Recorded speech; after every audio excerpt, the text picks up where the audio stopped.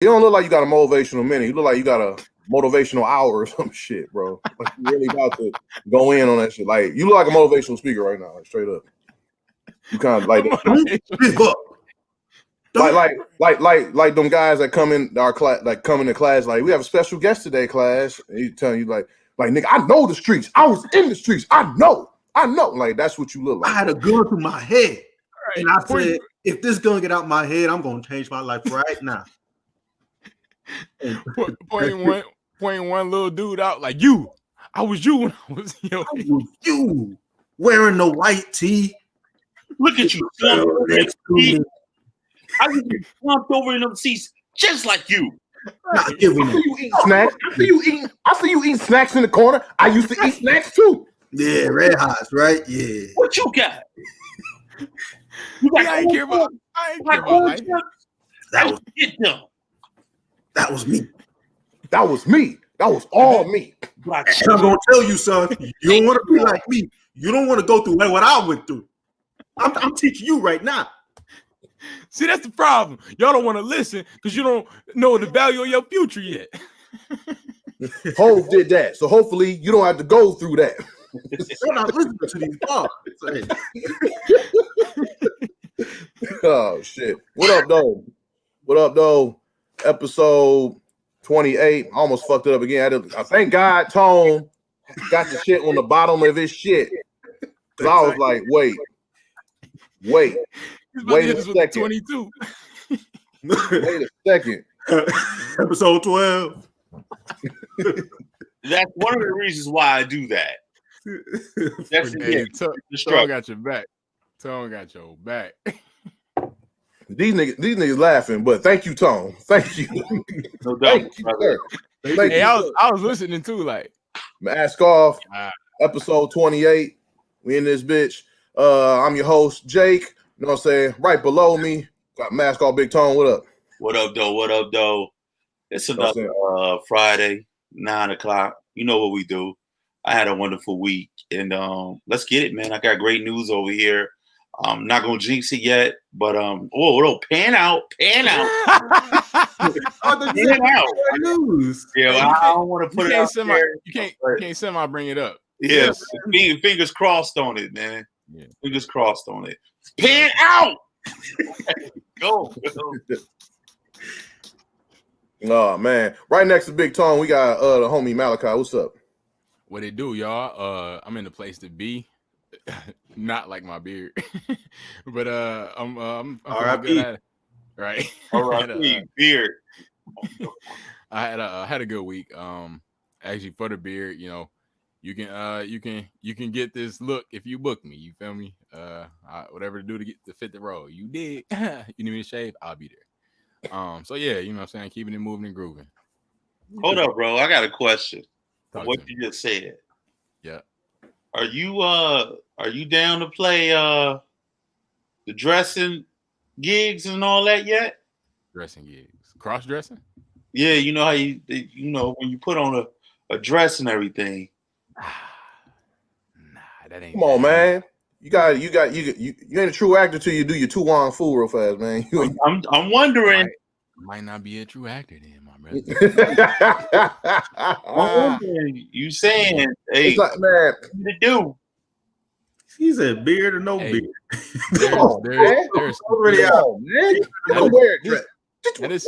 You can wear a dress real fast, man. It's gonna be a quick motivational minute, but not for real. But there's things that you gotta know that you're willing to do and not willing to do. There's things that I will compromise about myself that Malachi necessarily wouldn't do, but I would portray a character doing. But there's things that Malachi wouldn't do that I wouldn't even feel comfortable portraying, because you have to allow that energy and that spirit to possess your body. So that sounds like you ain't putting on pantyhose.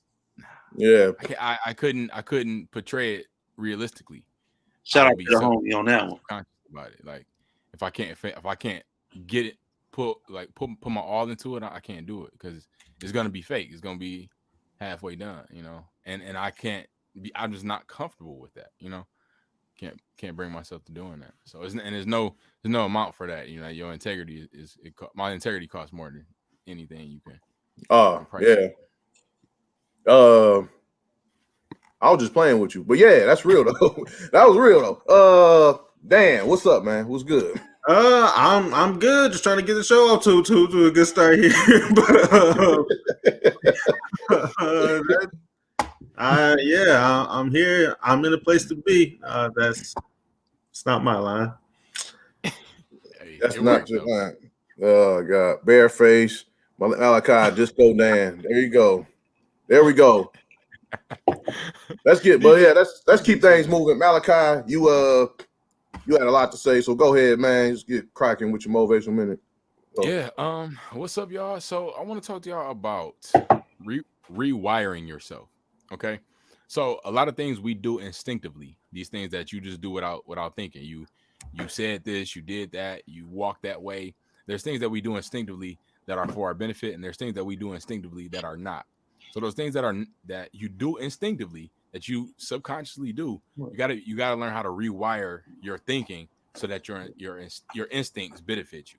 You want all your instincts to benefit you, because they can really get in your way, and you do it and you don't think nothing of it because it's just you. But the stuff that you deal with is not your fault because it came from something else, but it is your fight. So you got to rewire the things that you instinctively do so that your life is more intentional. And that's your motivational minute. Yeah, that's good stuff. I just talked to somebody, talked to a friend about something like that today, where I was saying that you need to, like, there's like a bunch of, like, this is like the path, and you can live your life in two ways. One, just live and just try to just go through it, or you could consciously choose Yeah. who you want to be, consciously Right. choose what you want to do, and consciously choose like how you want to move forward in life too. That's good. That's good, Dan. You know, one of the beautiful things about being a human is understanding that life is about evolving. Mhm. Every day is about making a change within you. You know, you get up out of bed, you know, you put one foot down and then the other foot down, and then you think about how can I evolve throughout the day? You know what I mean? And that's part of that reset, man. That reset process. You always thinking about how to do something different in your brain and applying that to your life. You know what I'm saying? Whether where you at financially, whether you at in a job, whether you at in a relationship, you're always thinking about how can I evolve and how can I reset what I need to do, what I've been doing. How can I go back and change that and make it better? Yep, exactly. That's good. That's good. Yeah, I totally agree. And we have to, and that goes to like generational things that were passed down to you. You know what I'm saying? Like, and if you think about it, like the world is like we're all born into sin. You know what I'm saying? We shaped in iniquity, so it's like we instinctively, like if you just think about it, the human body naturally stinks. If you don't ever take a shower, you're just gonna stink. You know what I'm saying? So it's like you know what I'm saying? If that makes sense, you have to intentionally stay clean. You know what I'm saying? We just stand clean even though we are dirty. So it's like these things that you need to clean up, you need to constantly clean them up within yourself. And that goes to your ways of thinking as well. You got garbage ways of thinking is just clogging up your life, but it's instinctive. I don't know why I told her that something prerogative. It's just how it's just how we sometimes are, and we gotta just learn how to change our shortcomings. Get better. Yeah. Jake, what my young boy doing? Dropping infinite jewels, as always. Thank you, Malachi. We're gonna keep it moving to the next segment, which is for the culture. And this week, I want to talk about something that gets on my damn nerves in our culture, and that's the whole our influence, like how much street shit has influence on us, and it kind of gets on my nerves. Specifically, like the snitching, the whole snitching thing, snitching versus being a law-abiding citizen.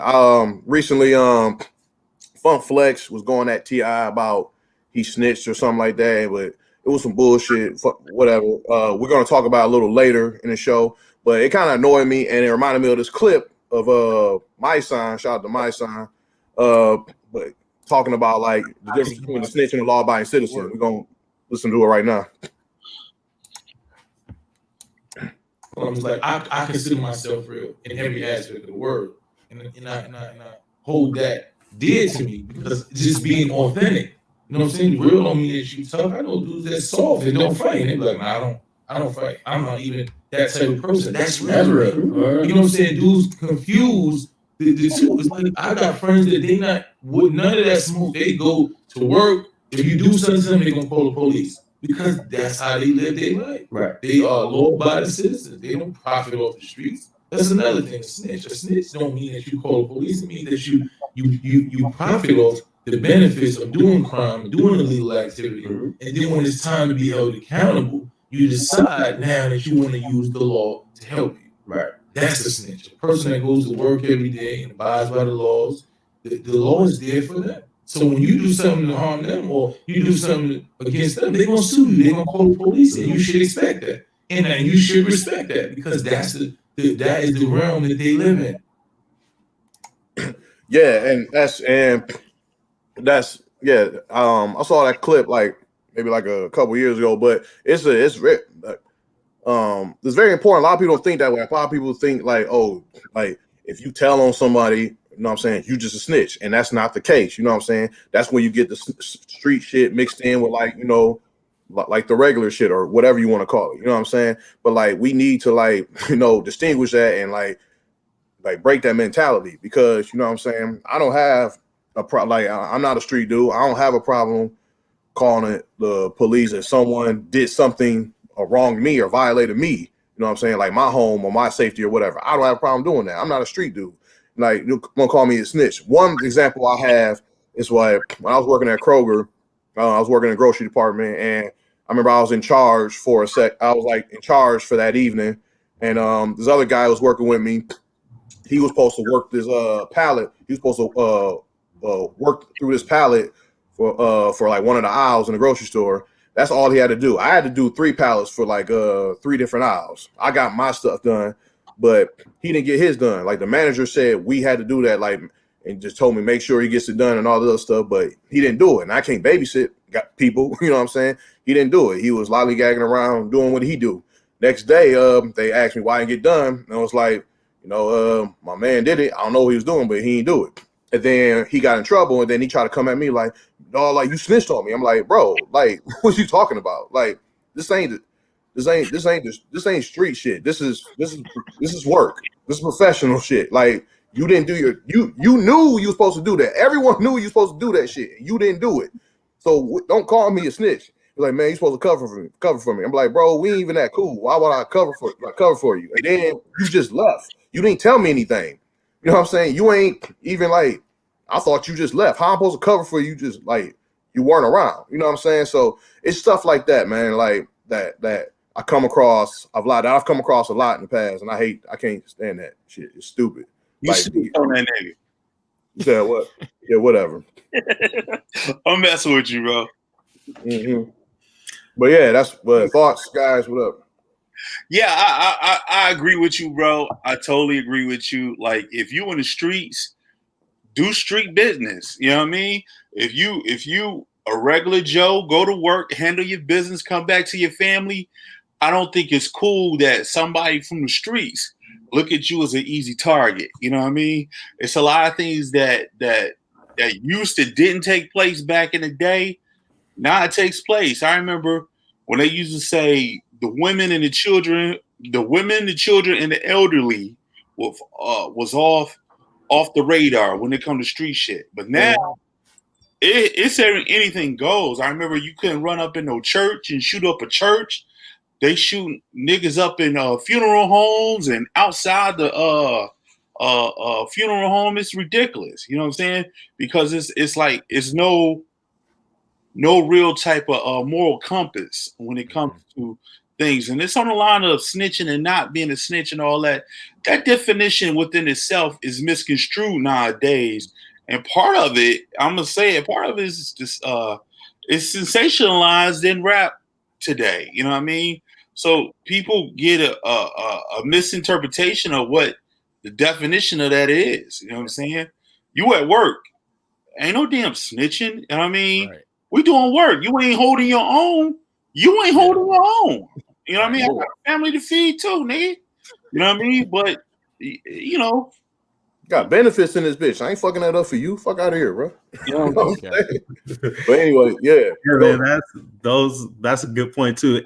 And I like your first line too, because that kind of leads us on something too. You said that you're kind of sick of us all trying to like live up to like the street code and all that. Where it's just a part of it now. Where it's like back in the hip hop too. So like you'll get a new guy. He's like a new guy starting to rap. He's not from like the streets, but to like live up to it or to like grow inside of it, he starts to portray that life because that's what we uplift, right? So like well that's what hip hop does. Let's not go into that. But it's yeah, and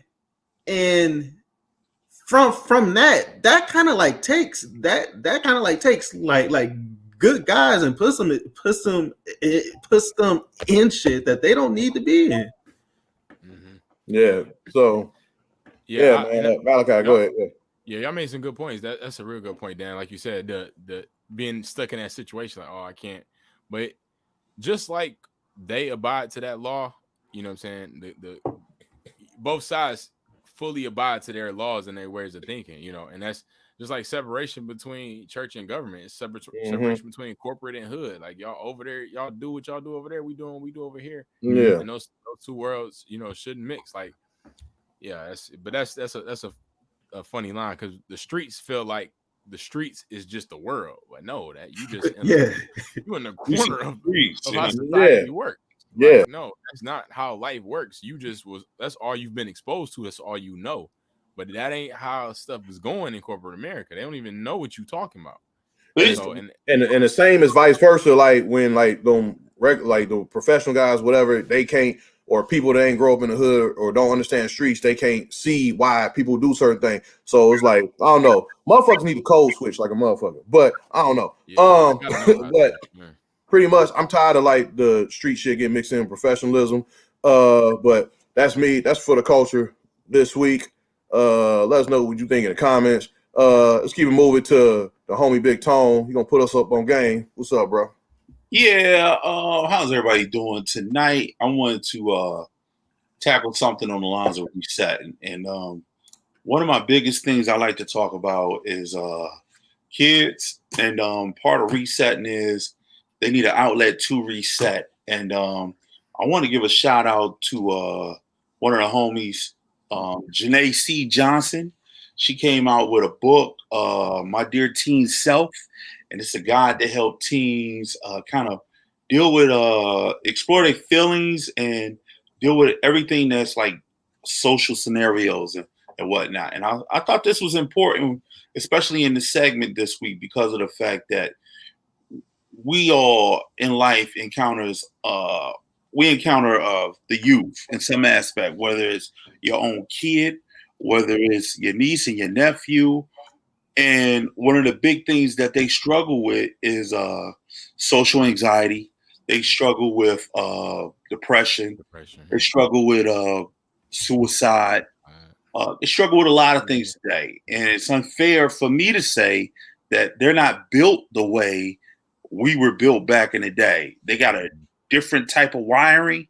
And with that, it comes a different type of outlet. The author, Janae C. Johnson, she is a licensed marriage and family counselor, therapist.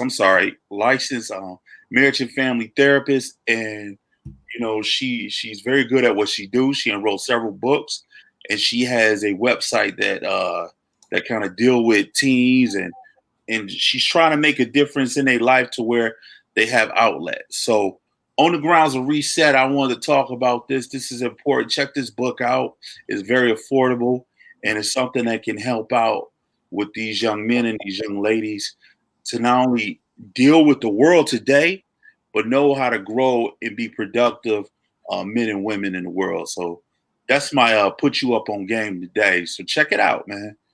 Shout out to once again to Janae C. Johnson, and her information will be in the link down below when we get done with it.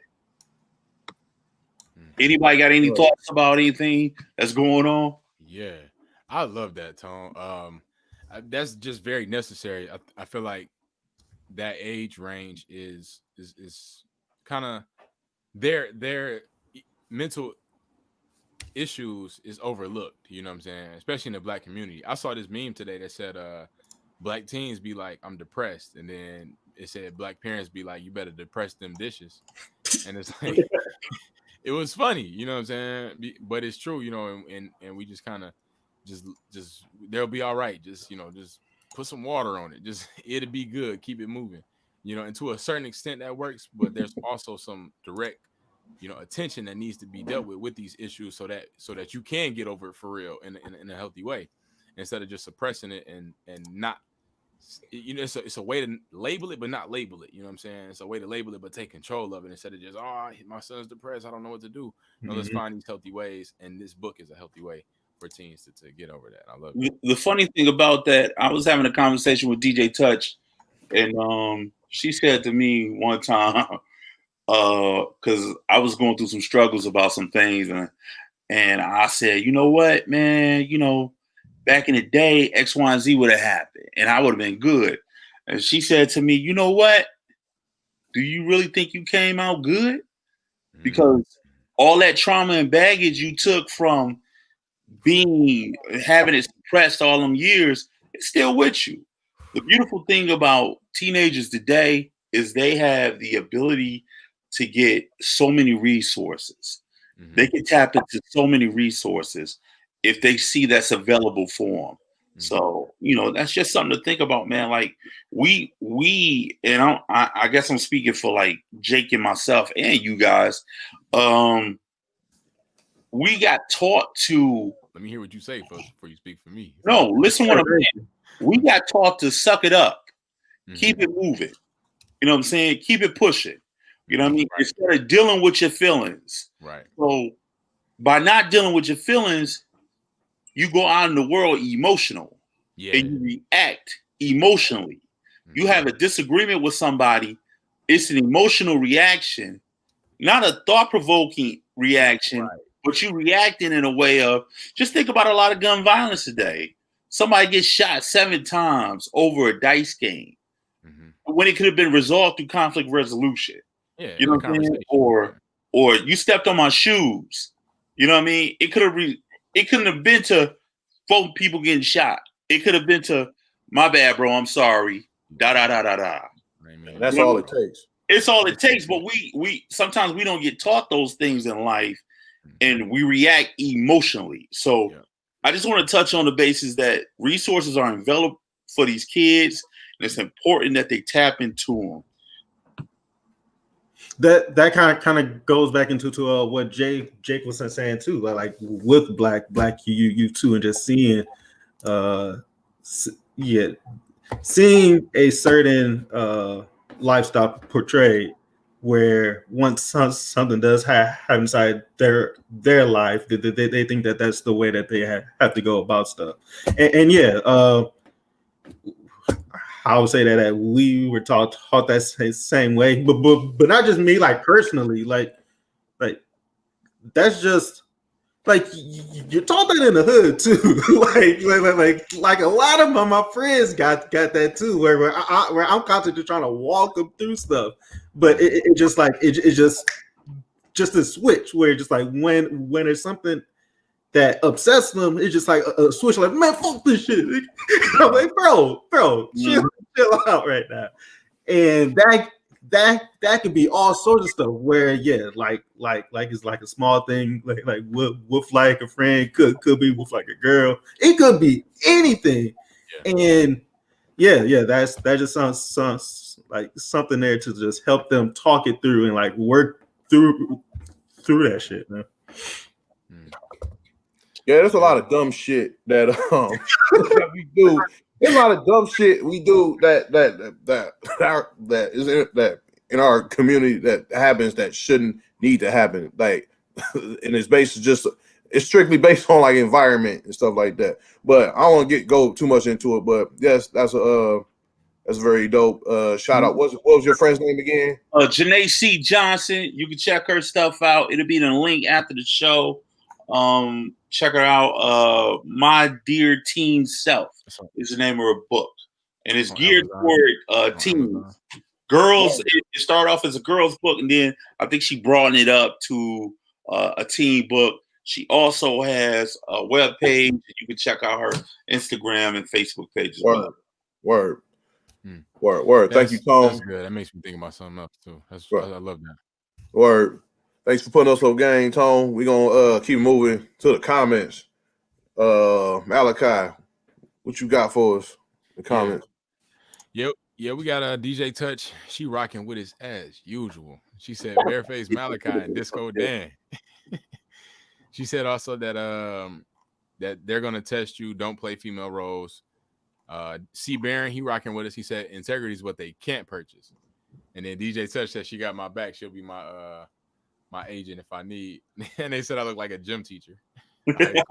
You should go through all the comments, huh? All right, we need a horn for a new comer. Like bah, bah, bah, bah. All right, we got Cameron Kimball. She's in the chat with us. This is one of my dear sisters. She's actually in the characters with us. Yep, therapy is helpful. Mm-hmm. She said therapy is helpful, but people don't think they are capable of moving past it or overcoming it.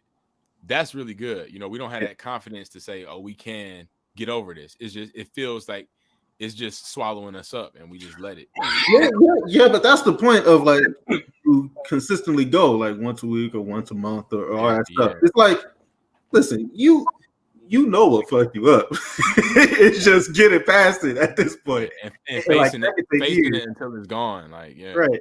Well, most folks know what fucked them up. Sometimes you don't know, and that's true. And sometimes you need help figuring it out, or you need help getting past it, or both. And sometimes people got this misconception, in my opinion, that therapy is supposed to fix things for you, but they don't supposed to fix things. They're supposed to help guide you to make a decision that's best for you. Yes, you know what I'm saying. So at the bottom line, we all have to work out our own salvation, our own serenity, our own peace. Like, people say, "Oh, there's nobody here for me." You're built in God's image. God is self-sufficient. You know what I'm saying? We're self-sufficient in a form, in a way. You know what I'm saying? It's not like him, but it's in a likeness of him. You know what I'm saying? So it's a part of us that needs to be able to handle the things on our own. And when we don't, we have people. You know what I'm saying? We have therapy. We have these outlets that are, like you said, Tone, in addition to what you have, and to help you realize the power that you have inside you. I look at it like this: like, if you realize that if you spent all year not washing the dishes, but you don't see it's a problem, you just piling the dishes up. Then one day you wake up, you're like, wow, all these dishes are here. You're not gonna wash all those dishes in one day. It's gonna take you.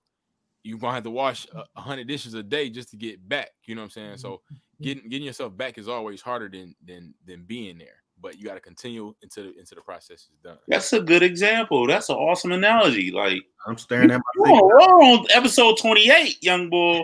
Hey, you are on a roll. What? It must have been the beard. The beard was holding me back. I had to say that. The beard was the bad guy, huh? Yo, one more thing in the chat. I got Mon Dukes in the chat, man. She said, "What up, guys? Hello, guys." My Dukes in the chisel chat. Hey, Ma. Yes, that's what I got. Anything else? We got Tone. We got something else. That's all I got. All right, word. Cameron C. Barron. Oh, we got Von Wink. Von Wink rocked with us. He said Malachi. When Malachi started speaking in third person, I don't remember me doing that, but that's like Jake would saying the episode wrong. I'm sure I did do it. Von starting his mess again already, man. But he said something good here, which is real. He said if I dwell on my problems or traumas, I might not want to get up in the morning. And that's true. Parts of depression right there. That's parts of the depression. I've had that where once you get so far in your thoughts, you don't feel like fixing it. You know what I'm saying? But that's another trick to keep you in the slums. You know what I'm saying? If you got dirt on you and you got to dig yourself out, if you constantly think about how much dirt it is, you won't get out.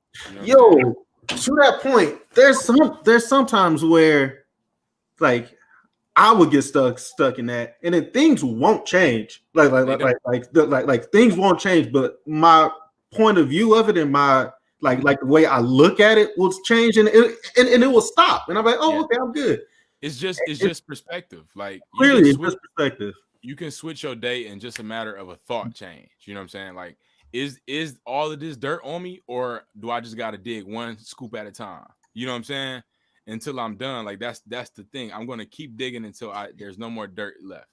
I'm not gonna resetting the mindset. Resetting the mindset. This is the focus of the episode tonight. Resetting the mindset. Yes. Like I reset my face. We're gonna keep it moving though. But shout out to everybody rocking with us. Yeah, thanks everybody. Everybody that just watch and don't say nothing too. We love you just the same. Just subscribe, hit that button, subscribe, baby. Let us know you here. Bang. For sure. Let's keep it moving to our group discussion for this week. And we're gonna talk about, this week the wealth gap, the black wealth gap, Megan and Fagan, and haters and shit. Like pretty much in our community, to acquire wealth in our community is damn near impossible almost. You can get rich, but creating the wealth for our people is there's a lot of hurdles that we got to go through. That's created by the man, created by the system, that's planted within planted within our community, and once we transcend to other heights, there's other hurdles that we got to jump out of that we have to go through for that. So it's just a lot of shit. As we're gonna talk about this week, Malachi, I'm gonna shoot it to you because you on a roll with your motivational fresh face and shit. So yeah, just go ahead, bro. Yeah. So first part is it's very hard for us to make it, like you said. You know what I'm saying? And the reason being is the system. Let's say it how it is. The system is created so that we look up to white people. Like we look to them for things. We look to them to get our stuff, get whatever we need. The black people that are in power, they look to the white people to get that power. You know what I'm saying? The most of the black wealth it came from some white wealth that was even wealthier.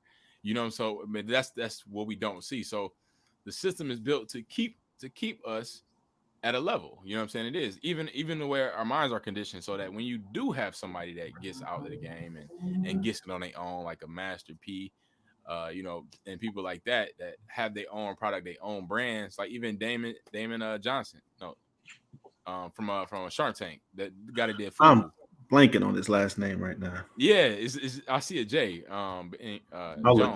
Yeah. Anyways, he did FUBU. John. Damon John. Yeah.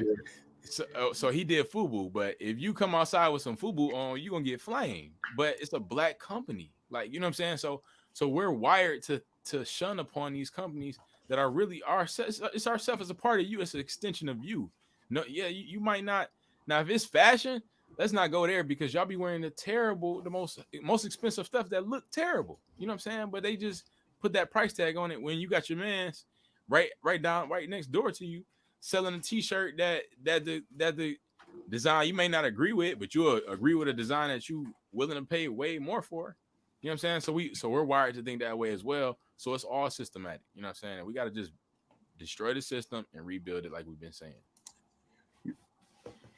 Yeah, Tom, go ahead. You say destroy the system, and one of the things about that, and I agree with you, we are systematically trained and designed to hate on each other. And it's crazy, because you can see somebody with a great idea, and then it gets to a point where people don't even want to discuss ideas. For one, they think that you're going to steal it, and number two, you're going to shit on the idea. Like, you could be talking about, you know what, I think I'm going to start a brand of new socks, and then you say, oh, you about to start some fucking socks? Who the fuck want to buy some socks? Right. What? Like, you know what I mean? Like, and it just turns into, when you looking in a positive light about things, you don't want no negative energy to deter you from doing anything you need to get accomplished. And you're gonna have criticism in whatever you do, but the hate comes along with self-worth. When you don't have self-worth in yourself, you're not gonna have that for the next person. You know what I mean? Because it goes back to that saying, crabs where? In a barrel. I don't want to see this brother succeed because I don't got the best intentions for him or his family. I don't want to see this sister succeed because I don't got the best intentions for her or her family. And it's unfortunate that we have this mindset, you know, but with 2020 and this COVID and all these killings that's been taking place, it's been a lot of people that's been waking up to a lot of systematic white supremacy. They've been waking up to how we've been treated and how we've been put amongst each other. Look at this election, Democrat, Republican, and you know, you black, you should not be voting for this person. You should be voting for that person, and you ain't really black, or you ain't a real Christian, or you ain't a real Muslim. All these barriers that do not connect us back to each other has done nothing but hinder us. So this year has really taught us that we have a lot of work to do within the black community, because if you start taking out all these negative variables, like you take crack out of the equation, you take systematic poverty out of the equation, you take the prison pipeline out of these equations, and you'll see overall us working and uniting. And some of the things that we've been highlighting within these 28 episodes of some of those things, like the people in Georgia, they said, you know what? I just want to make a whole complete difference.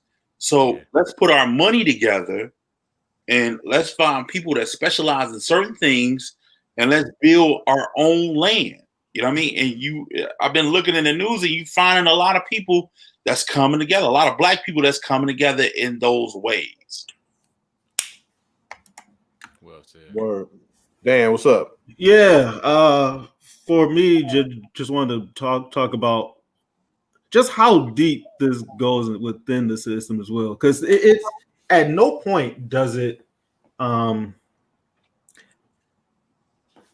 no point where you can't not find this happening at. So like you could be at a job on the ground floor, because you're black, you might not move up those next couple spots there.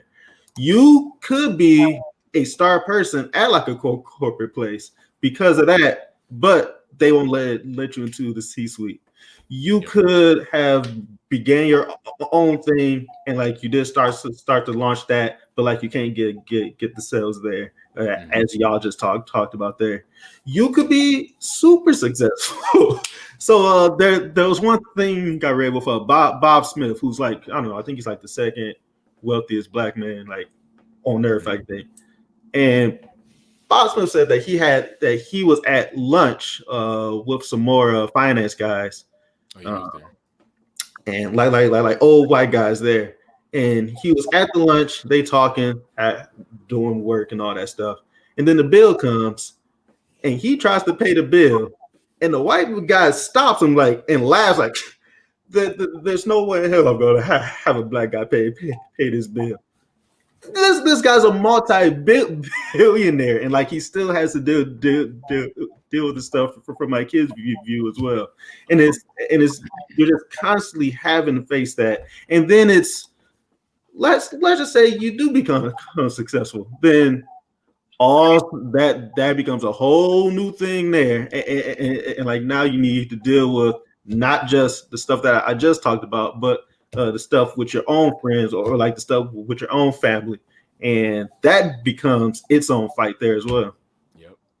Yeah, that normally applies to a lot of people that lived in the hood and then they leave out of the hood, you know what I mean, in situations like that. Or, you know what I mean, and they say, what's the common thing they say? Nigga, you changed, man. Yeah. You know what I mean? You ain't changed. Ever since you did X, Y, and Z, you got that new job, changed. you different, man. You know what I'm saying? You You changed. ain't come around no more. You know what I'm saying? You know what happened to Shantae, right? You wouldn't know because you moved, nigga. Y'all real good at saying this stuff. It doesn't Nobody sound care about Shantae. Shantae ain't cutting no check, man. Shantae ain't cutting no check, man. You know they cut. Man. You know they stopped the rec center, man. You could have got that, man, but you ain't around here no more, man. Come on, man. The rec center ain't done none in 20 years, man. Yeah, Jake. Yeah. So one thing when you said like we talking about Robert Smith, Dan, remind me of this article I read a couple months ago. And there's 614 billionaires in America. Only 7 of them are black. Wow.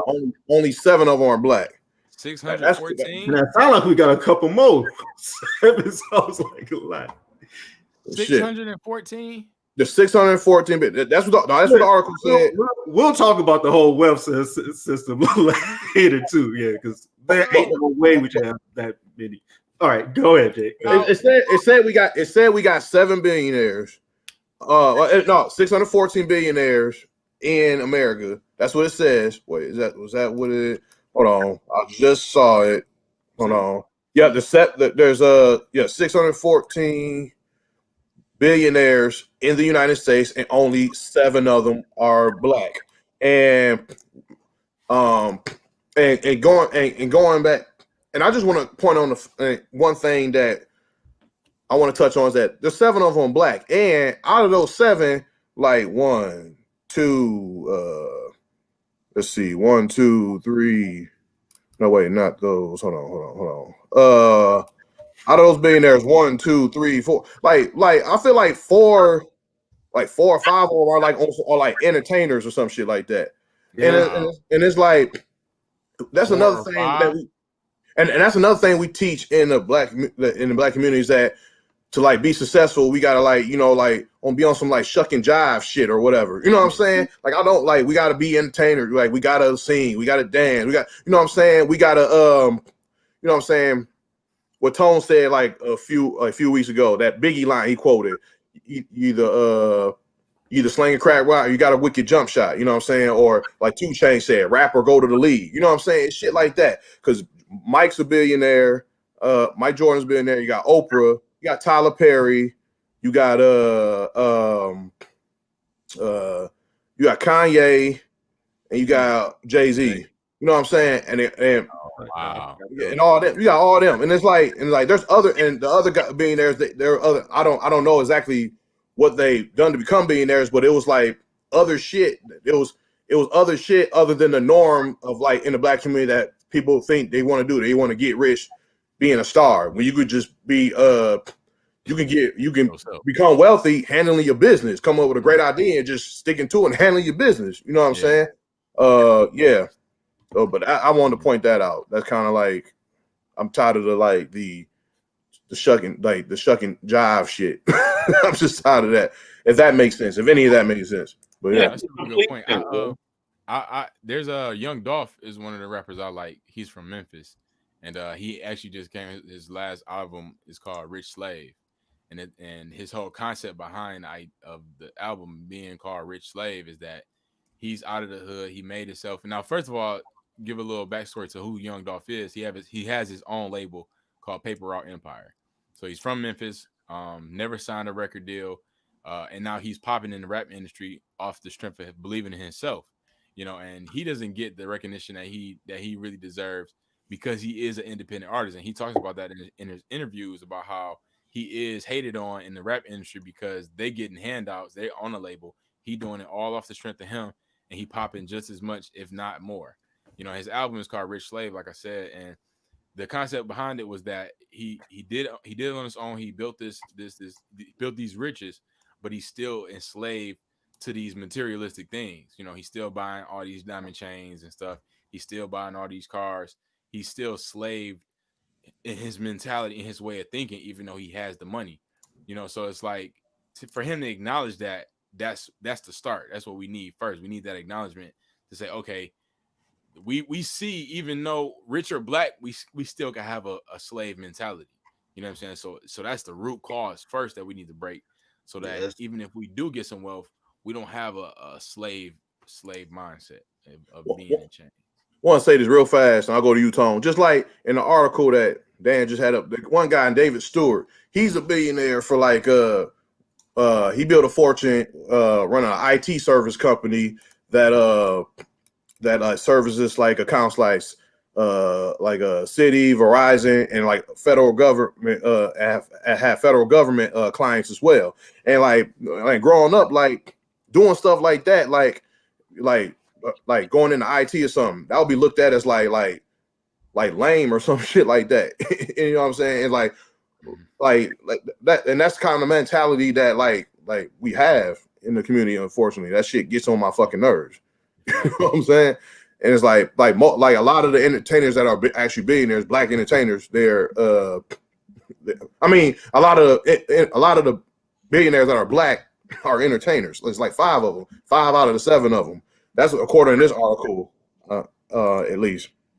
But Tom, go ahead. I was going to say, man, the world we moving into, man, is really evolving into a digital world. And one thing we got to really start expanding on, and and I find myself thinking on a prehistoric level now, is that you have to maneuver your thinking into the way these kids are operating. Like kids get trained nowadays from the gate to learn how to pick up an iPad, a phone, and figure out how to maneuver through them. You know what I mean?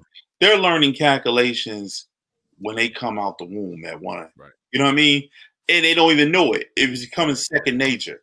And I'm saying that to say that we are evolving into a world where these new tech kids, they're going to be the new billionaires. You know what I mean? Yes. And it's moving away from you being able to just do all these physical things like shoot a basketball, you know what I mean, or something along those lines, because you find a lot of kids that's not being that active in that way. So it's a matter of, and also I wanted to point out that a lot of people, especially black people, they do not want to put in no work. You know what I mean? They want it to be, in some degree, handed it to them.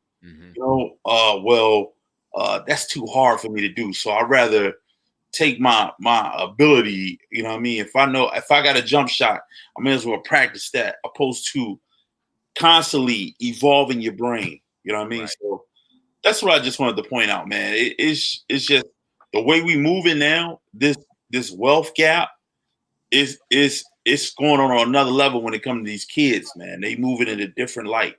Go ahead, Jake. Yeah, I know. Like a lot of people do want shit handed to them, especially me. Give me my motherfucking money, Trump. Give me my fucking money. Give me my motherfucking money. Anyway, yeah. But there's a lot of black folks there that want work hard, but like want to work hard, but they don't see how they can get to that path.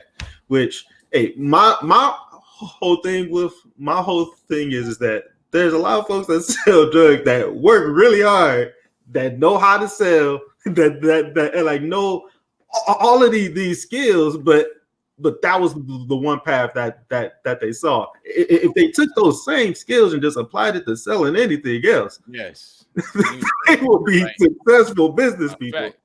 Like, and that's an example of when you can actually take what you learn on the streets and apply it to some profession. That's when you can do it. like that, and people like that. That's what separates them. Like take rappers that have done that. They go from like Gucci Man, for example, or Master P, for example. They taking these. Yeah, Jay-Z. They taking the street code to as a means to as a stepping stone instead. But they know how to translate it. It's not just taking the streets and putting it inside there. They're translating it into I'm only taking this formula. I'm taking this formula to take over here, and so I can work. Two separate things there, because you just can't take the put it in there. Because translate it. Yeah, because you could be like Master P and translate it, or you could be like Suge Knight. You can't translate it. Great example, Jake. Great example. Well, he was D-boying for a little bit. You know what I mean? D-boying for a minute. He was deep. Had it working. He fizzled out. You know what I'm saying? But look, that was our group discussion. for this week. Great discussion, fellas. Yeah, we're gonna. Yeah, it was a great one. You know what I'm saying? Let us know in the comments what y'all think. Speaking of comments, let's hit those right now. Tone. I got something in the comments from someone new, Cree Alex. She says it's nice to hear Black men talk about depression, mental health, and how to stay up. Shout out to you. You're new to the show. Shout out to you. Keep rocking with us. That's what's up. Cool. Word. Anything? Stuff in here. I got a bunch of stuff in here. I'm just trying to see where to start. Oh, okay. Let's go to C. Baron real quick. He's talking about the cops and all that. He don't think that we should call the cops for a bunch of small stuff. It is which he makes up a good point here too, which is separate from what we were talking about there. There are times where you probably should not call the cops because that could probably just make it a lot worse. Mm-hmm. We'll talk about that later in the quick hit. We'll definitely talk about that in the quick hit because that really correlates to it. Yeah. Not someone raised their voice we're supposed to tell. Right. I mean, yeah, you can't like that's true too, but it's just about like mixing. It's mixing the snitch shit. It's knowing what a snitch is. Like that's what it is. Knowing what it is and knowing what it applies to. That's what it really is about. You know what I'm saying? That snitch shit, no stop snitching and snitch shit, that's street shit. That's that street shit. You do the crime, you do the time. When it's time to be held accountable for what you're doing, don't use the law to like help you and snitch on other niggas. Cause you see them doing it and to make you make it easier for you. You know what I'm saying? That's what I'm talking. That's what we're talking about. Yeah. I got you. Yeah, go ahead. I mentioned something real quick. On the lines of that, back in the day, we used to have neighborhood watch. You know what I'm saying? We used to have block captains and everything like that. The neighborhood took care of each other. You know what I mean? And this is, I was brought up in the 80s and the 90s. You know what I mean? And we all know how crack kind of took that over. And then once crack came, we start separating from that family structure, that community structure to what happens in my house stays in my house type vibe. Or, everyone used to take care of Miss Jenkins, make sure she cool on the block till, she got a fence for herself.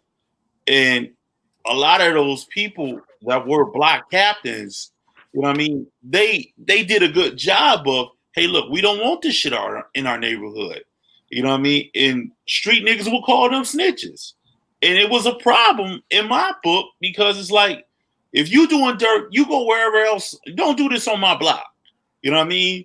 So it goes back to the level of respect nowadays too. Like you saying, Jay, if you doing street shit and you get caught up and you start doing First 48 and telling about Ray, John, Pookie, and Lachey and everybody like that, that's some sucker snitch shit. Yeah, man.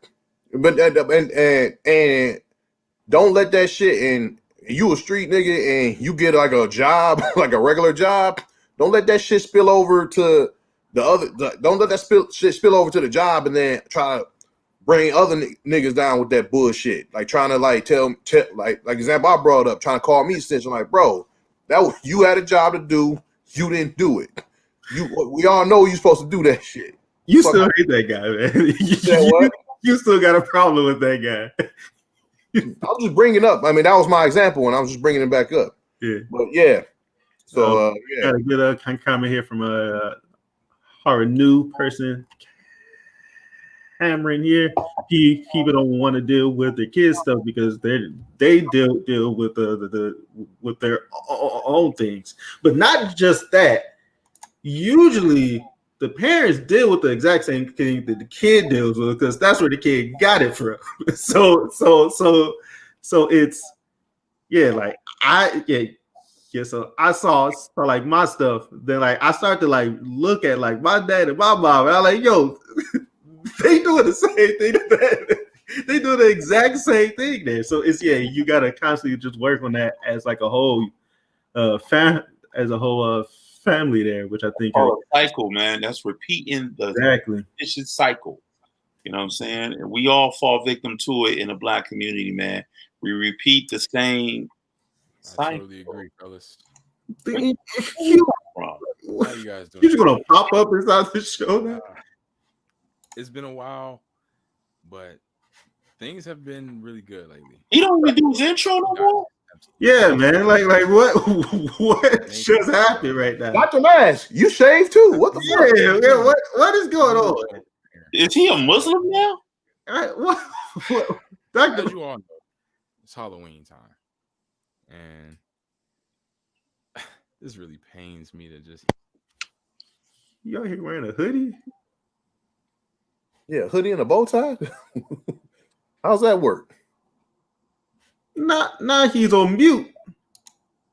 I don't know what's going on with Dr. Mask. Yeah, we can't. I don't know. Look, I'm gonna be honest with you. Ever since he's been tackling these Karens, some funny stuff been taking place with him lately, man. He's been gone for a while. I told you, as soon as he started to sell that stuff, he got a little lit, and now he's not talking to us no more. The government got a hold of him, man, because the CDC did never approve the NYB formula. So maybe Trump got him. Trump got him with the that's like.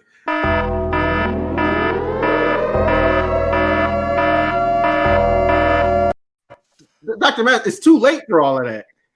I can reset whenever I need to.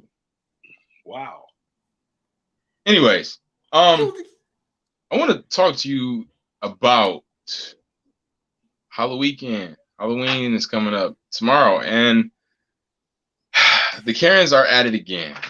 They have made a I'm just really baffled by this.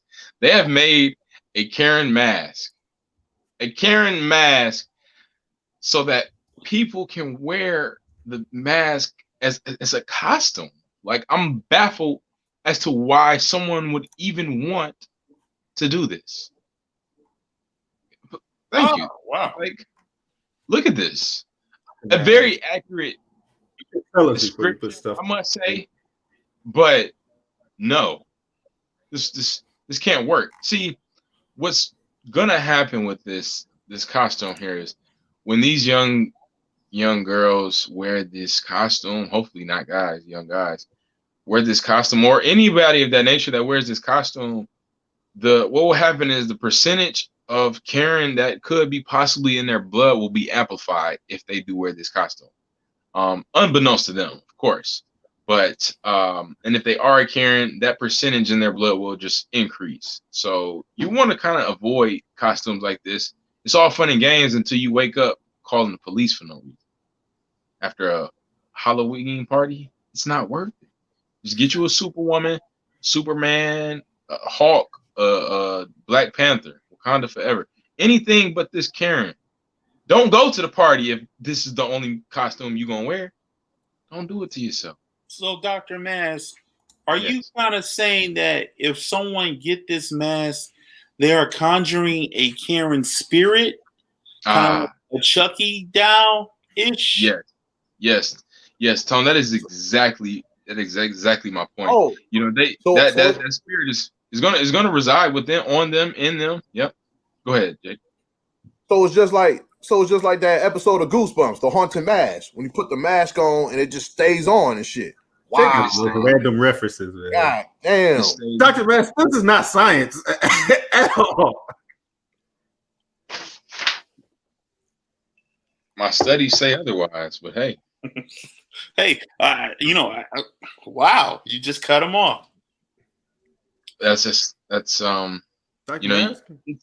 it's okay, Dan. You know, I know you don't want me in this thing here, but I'm helping people. And what I really want to point out to you guys is they are trying to get jumping into the screen whatever you want to. They are trying to get you to put this mask on. But what you need to do, ladies and gentlemen, is take the mask off. That was powerful. That's why I love this gentleman, man. I love this guy. Thank you, Dr. Just trying to help the. love that guy. Damn, what the fuck, man? What? You cut him off like that? He left. Karen at I thought it was you. time. What? I want to help each Karen, one Karen at a time. What is he talking about? He's done. He's done. He wants to help each Karen, one Karen at a time. Each Karen at a time. Like cure a Karen, one Karen at a time. I'm going to say this out loud, man. And I always say it when he comes around. He does phenomenal work, man. That wasn't you that time. Phenomenal work. I'm just appalled by your behavior tonight. You, buddy. You. What? Yeah. With your pink hoodie on. Yeah. What? Yeah. I didn't do that. He didn't. He treats Conspiracy Brother so much better than he treats Dr. Mask. And it's not fair. Treat them all fair. Dr. Mask comes on and tries to exploit the show. But all right. Damn, he thinks you just think that's that president shit, man. That's what that is. You know what? This goes back to the group discussion. No, don't. We don't let. We always hate on other brothers all the time. Don't do that all the time. It's not like that. They out here making a grip with that MYB, making a grip, and he hating on it. He didn't even have to go through the CDC. But it was just stinging your little ass, wasn't it? It was stinging your ass. So y'all saying I snitched on him to the CDC too? I don't know. No, you might have. You might have tattled. You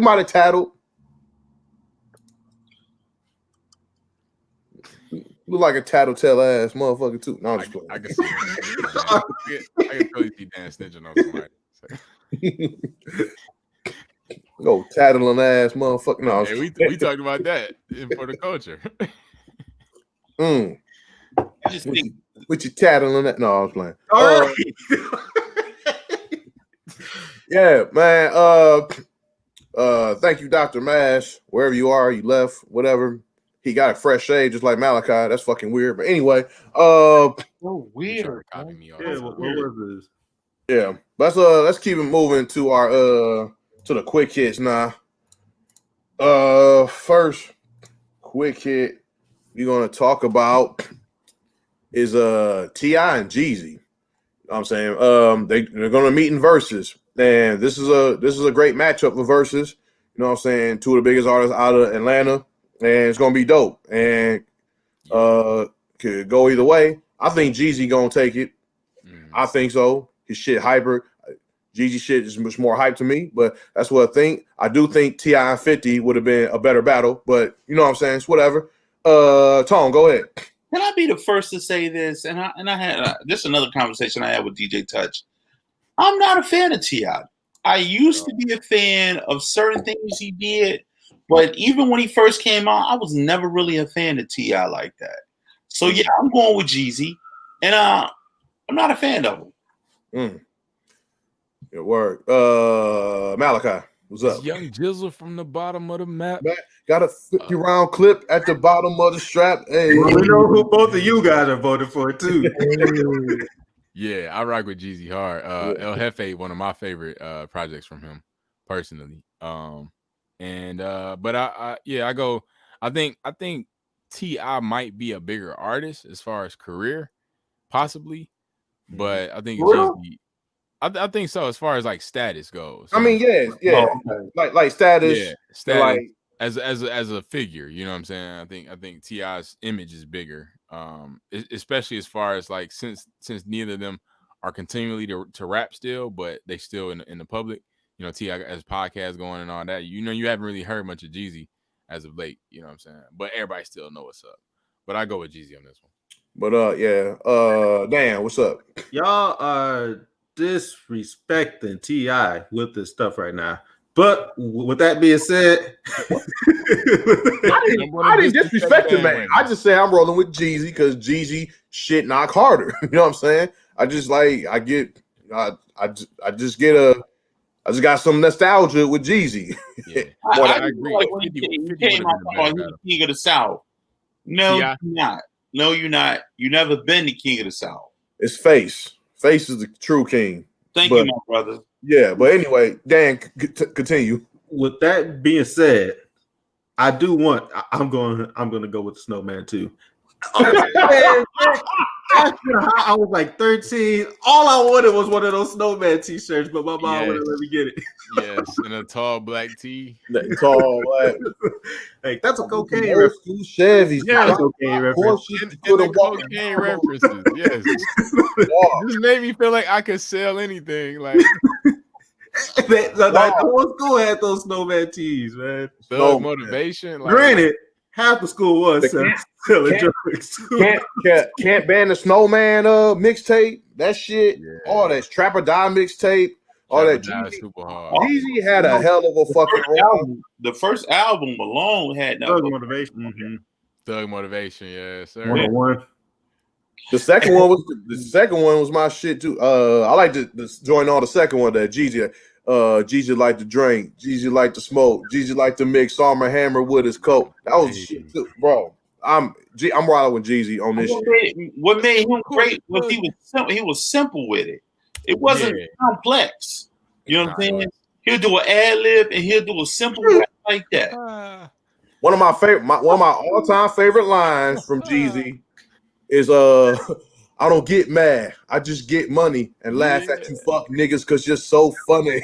That's my favorite lines from that. It's so, like Tom said, it's simple. It's just a simple rhyme, but it's swag. Is you know what I'm saying? And that's something that I get tired of arguing with niggas about hip hop about, and they keep saying like, man, he ain't lyrical enough. Like, bro, just because a guy's super lyrical don't mean he make good music. It don't. Facts. It don't. I was like. I used to like Papoose, but he lyrical as fuck, but he don't make good albums. He don't make good music. It's so weird because I saw this clip of and it's kind of a segue, but it's still hip hop. I saw this clip of Sapphire, the guy that was writing for Nicki, that was with Nicki for a while. Oh, okay. Yeah. Sorry, what I say, Sapphire? This nigga said Sapphire. I'm like, move on at that point. Like, said Sapphire, but he said some bars, and Charlamagne was like, "Nah, that ain't it." But and it definitely sounded whack. But the bars were actually, I'm like, that's actually a couple bars. But his delivery was so whack, it don't even make you want to listen to it. So it's like hip hop has a lot to do with delivery and swag. Like Nicki could deliver it same way like Eazy-E could deliver the shit. Like Q wrote it, but Eazy could deliver that shit. But let's keep it moving. We all rocking with Jeezy. But Busta called out Tip also. Busta called out Tip. We ain't talk about that part, but Busta called out Tip also. Tip was pretty much like, yo. This is not a matchup. We two different generations. You need to rock with somebody like from your generation. He was back. He know he was gonna get the murder show on that. Now see that I can't totally say that, but what Tip said made sense. That's not a good matchup. Tone, you gotta admit that's not a good matchup because you've been saying a lot of these verses haven't been good matchups. That wouldn't have been a good matchup, but I think if that was to take place, it would have been a murder show because Tip is one dimensional. He don't have the versatility that Busta Rhymes got. You know what I mean? So this is fast, slow, whatever. Animated shit. Yeah, I'll definitely know. I would definitely rock with Busta on that. I'm just saying, as far as like Tip ducking him, I don't think he was ducking him. I think he was just like, it don't make sense. Like, I don't think Tip ducked anybody because he wasn't ducking 50. I think that the Tip and 50 need to happen though. But I don't know.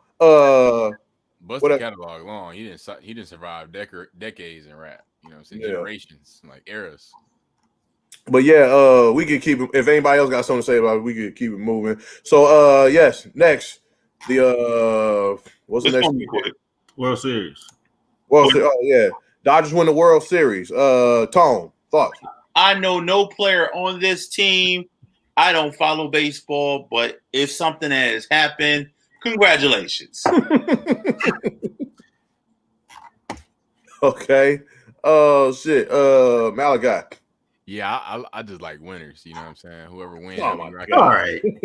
Oh my God, man. Whoever win, I'm be like, man, it's just somehow I connect myself to them. You feel me? Like you go L.A. Lee Anderson. That's my middle and last name. You feel me? L.A. baby, we winning out here. You feel me? That's just how I feel. That's what's up. Dan. So each year I watch like a few games of the World Series and the series before it too. And like each year I say, yeah, man, this stuff is hype. I'm gonna watch baseball next year, man. This is gonna be my thing. Never do. Especially regular season, man. It's just it's long. It's so long, bro. Your regular season. Like if you go to a game, like last time I went to a baseball game, I had fun. Yeah. Like it's not as boring as TV. TV just last time I've been to a game is when Tiger Stadium was here. And I was a young boy. And those seats hurt my ass when I was young. Tiger Stadium, that used to be the old Tiger Stadium. The old Tiger Stadium. You know, when they had on Trumbull, off Trumbull, right? It was on Trumbull. Yeah, on Trumbull when they had like Kirk Gibson and all them guys.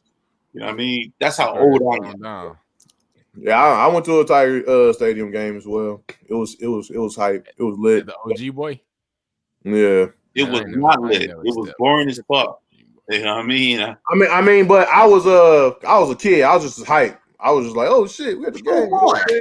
They played. They was playing all pipe. They was playing shit. A foul ball came near me. He's like, oh shit, yeah. Oh okay, you went over there. You know what I'm saying? Man, that junk seemed like it's coming your way. It'll be nowhere near you. Like, oh wow. Right. He either goes way farther than you thought or way shorter than you thought. Like, yeah.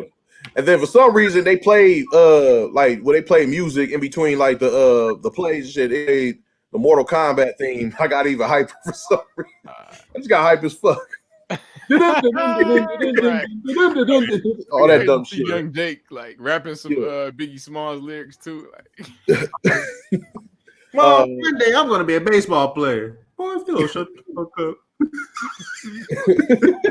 I looked my mom right in the eyes. I said, I'm gonna play baseball. No, but for real though, congratulations to the Dodgers on the win. You know what I'm saying? LA having a good year in sports. You know what I'm saying? That's hype. I don't know if has that happened historically. That'd be a good fun fact. I believe with them, or like the Celtics and the Red Sox. Yeah, Red Sox. Yeah. The same year. But yeah, or let's Boston. keep moving to our next. Let's keep moving to the next quick hit. Walter Wallace Jr. Philadelphia, the shooting. Another on the very I'm dreading. I'm tired of talking about shit like this. But yeah, go ahead. I'll talk about it. And once again, we talking about another senseless killing by the hands of white police officer. And I'll say it, they white supremacists posing as police officers. You know, and the thing is, the parents called for assistance with an ambulance, not the police. And then what's happened is the police showed up, shot this man 14 times. He had a knife. They shot him 14 times. And this goes back to where people have this conversation about defunding the police. And I think they get misconstrued about that whole concept. I believe the concept is geared around putting people in positions to assist the police the most effective way, opposed to you're answering a mental illness call and someone dies on your mental illness calls. You know what I mean? It should never get that way, but we're seeing this as a routine thing now. You know, and I hate to say, you know, routine, because every call a police officer get may or may not be like this, but it's becoming more so frequent that the characters that are involved always have on the same uniforms: white cops, black people. So it's got to change. They got to do something. I just do not like how Democratic or Republican are not speaking to put things in existence. You can talk all this police reform. That's bullshit. You know what I mean? You should not have to tell how to talk to people. let alone value another person's life. This is ridiculous. I am tired, just like the other three gentlemen on this show is tired about having this conversation, but it needs to be brought to light. In this case, it definitely needs to be brought to light. And we talk about reset. Mental illness is a major reset we all need to be aware of and do something about in a positive way. I'm sorry it wasn't a quick hit, but I needed to touch on that. Yeah, I think you said it. Yeah. For all three of us, for the rest of us, unless y'all got something to say to add on to it. Yeah. Yeah, I'm tired of talking about this shit. And it's sad. Rest in peace. Walter Wallace Jr. I know that resonates with you, Tom, that being your where you spent time at. Yeah, that's one of my stepping grounds, man. I got family out that way. How long was you there? Out there? The city, I was there for quite some time, and the city's been looting for the last week, and the family of the gentleman called the mayor out. You're called a coward, you know what I mean? And they tearing the fucking city up, a section of the city, West Philadelphia. So, you know, this goes back to what I was saying too about how, you know, you need to start focusing on the real issues. You know what I mean? When you start looting and shit, people are not looting because of the fact that they just want free shit. They looting because of the fact that something different has to change. And they reacting to a response in which they're not getting those changes. Mm-hmm. Mm-hmm. Wow, man. Yeah, that's our quick hits for this week. And we gonna get the comments one more time. Malachi, what you got for me? Yep, I have Von Wink. He said Dr. He said Dr. Mass blinking in and out like the Great Gazoo. Oh, wow, from Flintstones? Oh, he trying to go in, yo. Bobby low-key trying to go in. And then he said, yeah, he is. But he's the faithful one in our Planet Ant chat. He's the only chatter right now. So he said he also said maybe Dr. Mask has a contact buzz for mixing his MYB formula. He been taking. You don't get high on your own supply, Dr. Mask. This is the type of stuff I'm talking about. Crazy. He also called you know I gotta give a controversial statement about Winks. I gotta shout it out. He said, when are Jake and Big Tone gonna evolve beyond saying, you know what I'm saying? At least when you're talking rap, you can end sentences with something other than you know what I'm saying. Come on, Malachi. I feel that's bullshit. Hey, Malachi. Hey, Von Wheat. Hey, Von Wheat. Fuck no, you. I got you, Jake. I was thinking about this earlier. I was on another live before this, and we were talking about code switching, and I feel like there is a way to like straddle the fence in a way. You know what I'm saying? Where you could bring your flavor and be yourself, but do it in an expressive way. You know what I'm saying? So I feel like you know everybody has their way of expression. Everybody has their things that are, you know, you got your things, Von Wink. You probably say top of the morning every time you wake up or something. Fuck Von Wink, man. I'm just fuck all that. Fuck all that. The name of this show is called Mask Off. That's the name of this show. I ain't code switching nothing. I'm being me. I'm saying what I want to say, when I want to, how I want to fucking say the shit. I ain't got time for that shit. Fuck out of here. Let me go ahead to these comments I got, man. Yeah. I got Tom Schultz rocking with us. Yeah, Tom Schultz said Sci-Fi is that new underground rapper. Haha. He said, haha, Big T and Mal are killing me. Y'all are disconnected from baseball.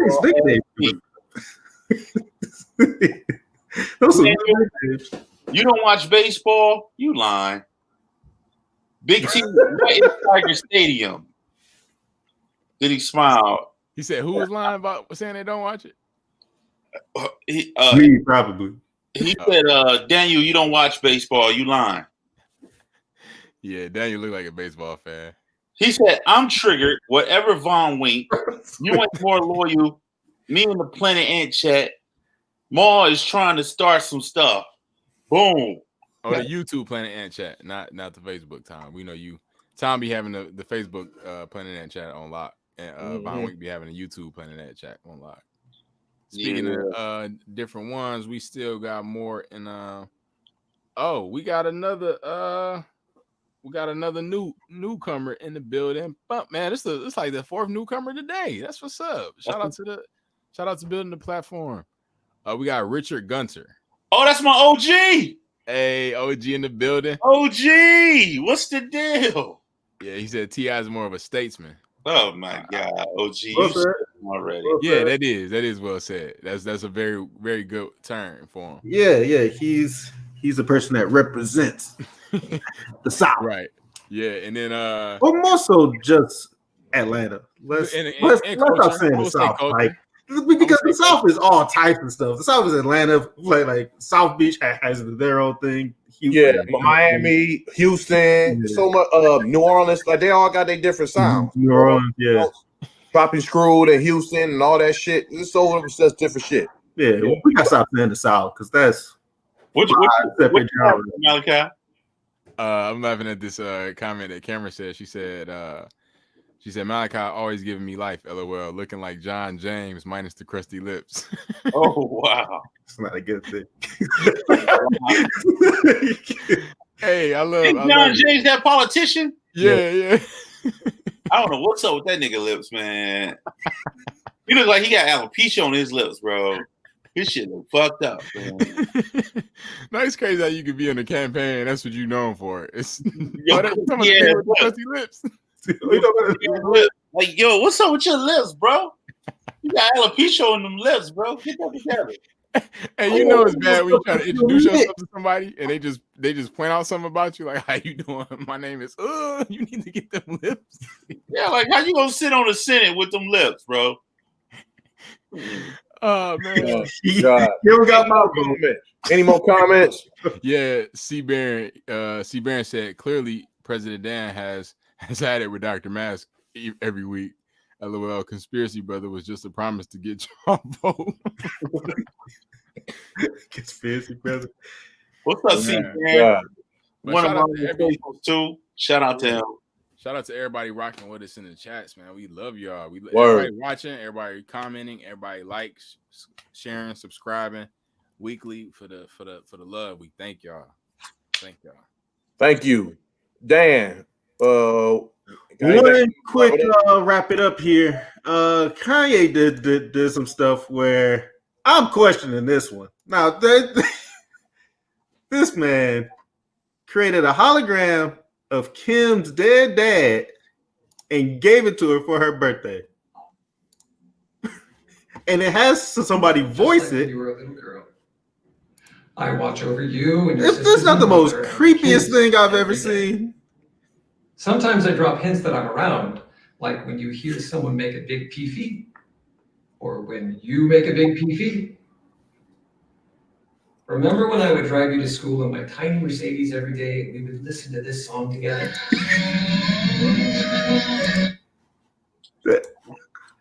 Yo, I gotta pray after this. You know what? Y'all felt some weird stuff from that. Is it just me? That's why some people don't need to. That's why some people don't need to be billionaires. No cap. I'm like, his money too long. He said, "How can I make his that back to life?" That's my Kanye line right there. You know, I used to be a major Kanye West fan.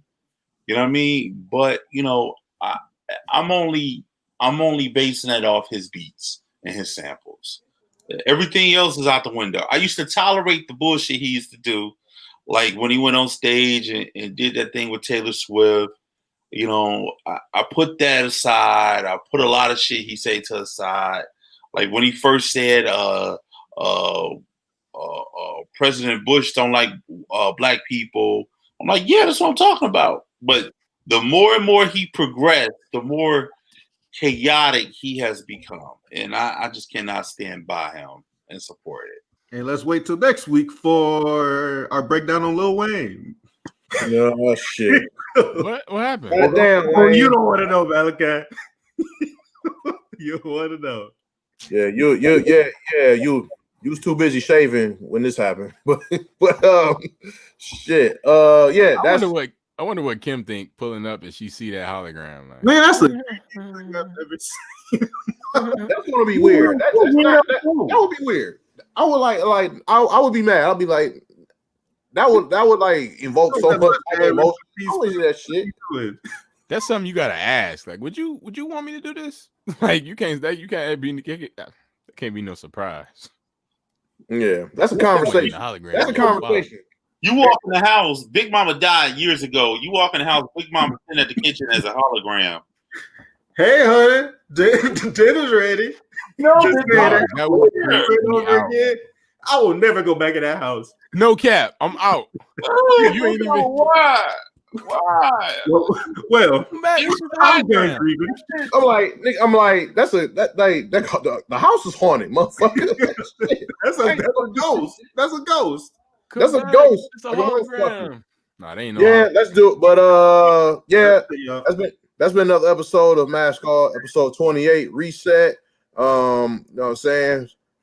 Thanks for rocking with us, everybody in the comments, everybody watching. We appreciate y'all. I'm Jake, your host. Big Tone, Malachi. Thanks for rocking with us, y'all. Be easy. We out of here. Everything will be in the description. Holla back. Malachi. Oh yeah. We got one more week for this season, Spark. We 90% funded. So you know what I'm saying? Go ahead and show some love to get us to that hun bun. Word. Thanks for rocking with us, y'all. You know and Dan. Thanks for rocking with it. Yeah, man. Same here. I think I did give to that raise, but I'm not sure if it went through my card because the way my accounts work out. You don't take it. The election this week coming up, right? We do got election Tuesday. Tuesday. Vote. Tuesday, 3rd. Vote. Shout out to Tonyana. She plugged me with a job up there too. I might make some cheese that day. You know what I'm saying?